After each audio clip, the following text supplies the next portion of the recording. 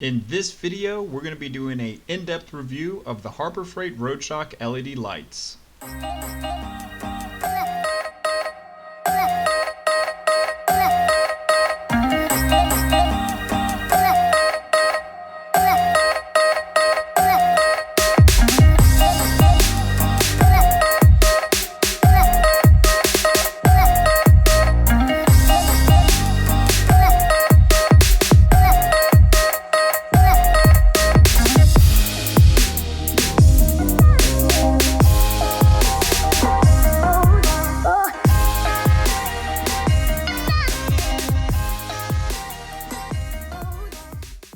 We have the 22-inch, 14-inch, 8-inch light bars on this van, as well as two 3-inch floodlights. We have had these light bars on our van for about 2 months now, and typically we're using them for scene lighting, but for this video we angled them so that you can see the best spread pattern possible.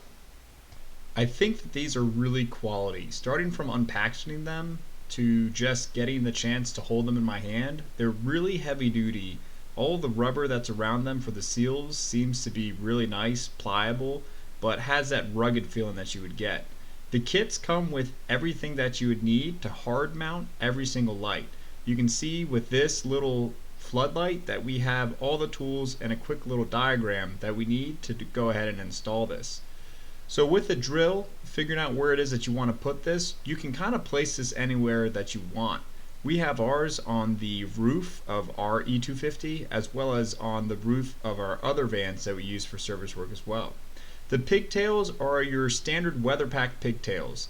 I would assume that they're good for 10 or so removing and replacing, but beyond that you don't really want to have this be a takeoff item. The actual LEDs inside look like they're pretty quality. It's pretty heavy and the heat sinks are really big and beefy. So I don't think you're going to have any issues with this thing going on the trails. I drove this van, the E250, into a parking garage and we scraped one of the low-hanging beams and we had no bad problems with our lights.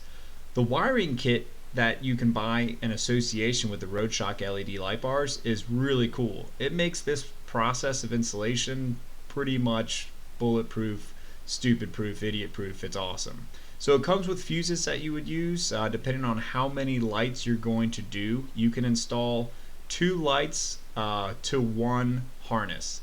And it comes with the relay, it comes with everything pre-wired. All you have to do is plug it into your battery and it already has the ring terminals installed. The way that we routed everything, we actually had to cut the harness and then pass it through a really small drilled hole because we didn't want to go kind of the standard direction, which would be either through the firewall with one of your grommets that go through the firewall in the main cabin of the car. We actually were going through the back side because we don't have any mounted on the front of our vehicles. So we had to do a little custom modification, but it was really no big deal. If you're using this for your standard trail rig, you're going to have plenty of space and ability to run all your wires everywhere that you want it to go. The other thing that's really cool, as you can see, is that there's a ton of wire here. So you're not going to have this issue where you run your harness and then your harness isn't long enough for where your light's going to be. So we have a standard length E250 and the harness is longer than the van. Now we were able to select where we wanted to put the main portion of our harness, which has the relay and the 2 ring terminals. And we just based that off of where we keep the batteries on our van. So this E250 has the batteries located just beside or just behind the driver, and then that's where we made our base for all of our relays, and then we wired everything else up. So we use this, like I said earlier, to mainly give us lighting on the job. So you can see Aaron's here working on a job, and as the light starts to get dim, we need to have that ability to see what we're doing. So on the passenger side of this van, we have the 22-inch largest light bar that is available from Harbor Freight right now, and it puts out a ton of light. It puts out way more light than you need for what we're doing in this scene here.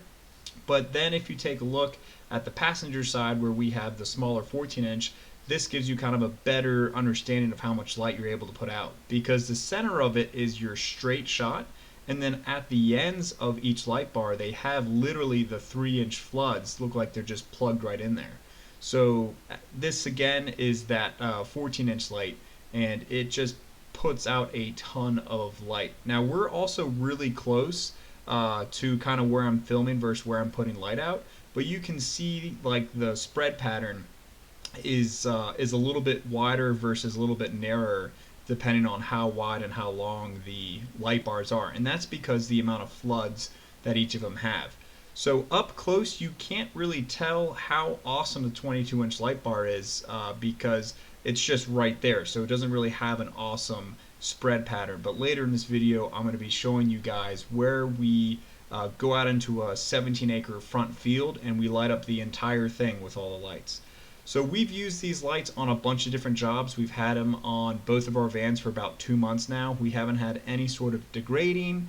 We haven't had any sort of failures, kind of where you see your LED lights that are of the lower quality will start to flicker out.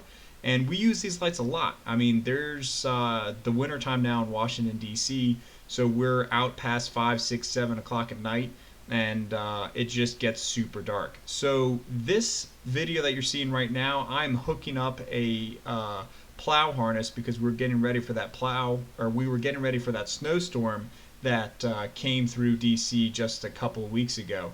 And this is just one floodlight and the 8-inch combo, which is the flood and straight light bar.